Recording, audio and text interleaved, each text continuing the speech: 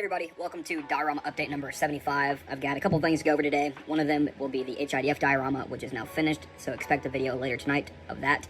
And then some of the Ukrainian war diorama figures that I started assembling during last night's podcast episode, as well as today, while I had some things drying on the HIDF diorama. So we're going to start it with the figures here. Great stuff from AliExpress, as always. These are all going to be Ukrainian troops, by the way, these right here. We've got this guy who has just spectacular detail. Love to see it. Great weapon, great kit. He does have a skull face, which at first I wasn't going to use. I was hoping that the head and the helmet would be separate, but they aren't, so I'm going to keep it. But it looks like he's in the kneeling position with his rifle partially raised and his head turned to the left. So I'm going to have him on the right side of a Humvee talking to the guy with the AT4 over there, which we'll get to him in a minute. But great detail there. Next, we have this guy just kind of sitting back, relaxing. So he's going to be inside of a blast crater while this guy's throwing a hand grenade into part of the Russian trench. But I gave him a butt pad.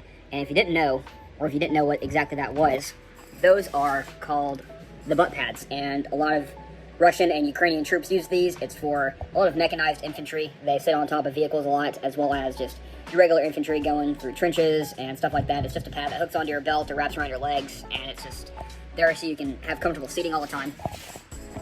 So that's pretty neat. I did that for 2 of the figures so far tonight. I'll do that for others later down the road. Then we got this guy who's chicken winging a rifle with a 203 no optic.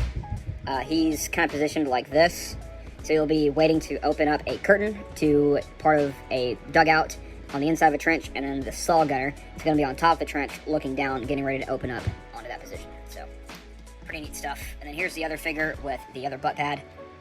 Great details, lots of fun stuff. And then the saw gunner. I say saw, it's I believe it's the L110A2 with a paratrooper stock, some resin pieces, and a photo etch belt. Thought that was pretty neat. Then a pack with a tarp on the back. Here we have a grenadier. It's a female. She had a bunch of hair on the side here, so I cut that off with a Dremel. But yeah, in the getting up position, looks like she's got some kind of grenade in her hand, so she'll be sitting in that fighting hole with the other guy with the grenade. Which, speaking of which, here he is in the kneeling position, getting ready to throw the grenade. I put a tourniquet on his IFAK there, and then let's see here. Yeah, the radio has the antenna. He's got some nice hand grenades, so very exciting stuff. Next is the, I'm going to call him the Rocketeer, the Assaultman, if you would. The only thing that sucks about this guy that didn't even register to me is that the AT4 is a right shoulder-fired rocket launcher. If you didn't know, that little rectangle there and that bigger one is actually the optic. So I've got an AT4 from when I was in the Marine Corps, and you got this. You got to press that red button there and squeeze that inward towards the red button after cocking this lever and pulling the safety pin and inspecting the whole thing. But those are the sights, and it's a right shoulder fired weapon, fired like this. So it's kind of shitty they have it on his left shoulder, but it does kind of play into effect with the guy with the skull face. So it is what it is, but nevertheless it has amazing detail. I'm very happy with the rocket itself. But also, yeah, the shoulder stop isn't down and all that, so I do plan on making a shoulder stop for it that's down, as well as the sights. And then last, it's this guy who came in exactly how you see him. Just one complete piece, which was pretty convenient. So he'll be in a trench just kind of watching down the way, make sure no one comes around the corner. So pretty fun stuff. Very excited to prime and paint all of these up. Going to be a lot of fun, as well as all the other ones I got over there. So next we have the HIDF diorama, which is now complete.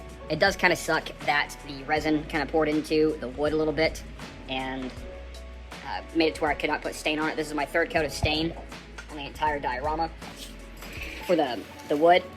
So it's just not going to work. But the resin water turned out great. I feel like the plaque looks really neat. Give y'all a second to pause and read that. And then the diorama itself, just a really quick preview. Sorry about that, phone ran out of battery or storage. But quick preview, the diorama before I go upload this video and take pictures for the actual diorama video. Very pleased with it. I'm really looking forward to taking it to the show to meet Floki's models as well as grayscale models. Looking forward to that show, TigerCon 2023, November 4th. And we've got 503 subscribers, which is pretty awesome. So So thank you guys for all of that.